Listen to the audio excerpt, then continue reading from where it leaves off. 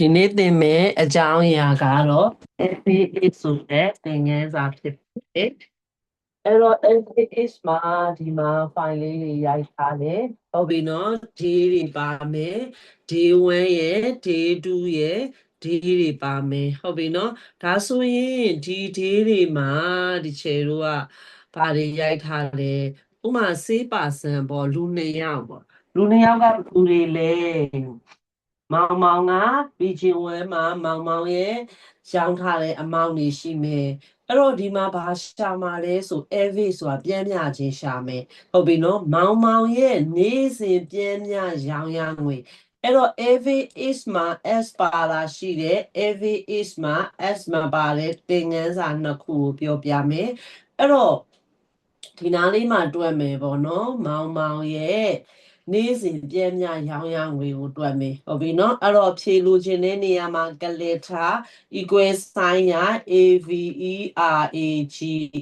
average ဒါဆိုရင် average ခေါ်လိုက်တယ်အဲ့တော့ range ကိုပြောရမယ်အဲ့တော့မောင်မောင်ရဲ့နေ့စဉ်ပြည့်မြရောင်းရငွေကိုလိုချင်လို့ဒီဆေးပါစံတွေကသွားပြီးရှာမှာမို့လို့ဒီ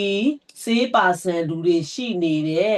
C4 ကနေပြီးတော့ C50 ဒီ select မှတ်ပေါ်မှာအဲ့ထဲရဒီမှာပြထားတယ်နော် range ဆိုတာတစ်ဆက်တည်းရှိတဲ့ဆဲခွက်တွေမှတ်ပြီးရင်အဲ့ထဲကမှခရစ်တီးယားစိတ်ကြိုက်ရှာခြင်းနဲ့စာသားကိုရှာခြင်းနာမို့လို့မောင်မောင်မြတ်တောင်အဖွင့်အပိတ်ထဲရမယ်ကောမှာဟုတ်ပြီနော်အဲ့တော့ဒီ C4 ကနေ C50 တဲ့ကဘသူ့ကိုရှာမှာလဲမောင်မောင်ကိုရှာမယ်ပြီးမှဘယ်ဟာတွေကို average ရှာခြင်းနာလဲ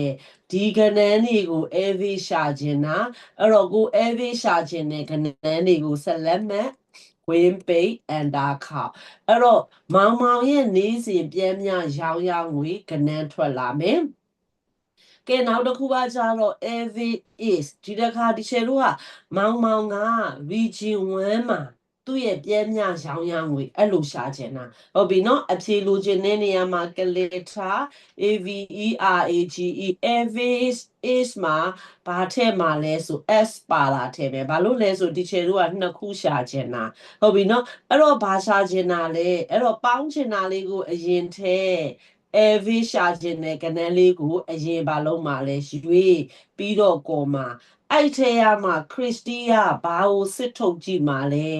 ဒီ region တွေကိုစစ်ထုတ်ကြည့်မယ်အဲ့ဒီတဲခါမှာကောမှာဘာကိုရှာခြင်းနာလဲမြတ်တောင်အပွင့် region 1ကိုရှာခြင်းနဲ့မြတ်တောင်အပိတ်ကောမှာပြီးမှဒီတဲကနေပြီးတော့မှဟုတ်ပြီနော်ဘာကိုရှာခြင်းနာလဲ region 1ကိုရှာခြင်းနာ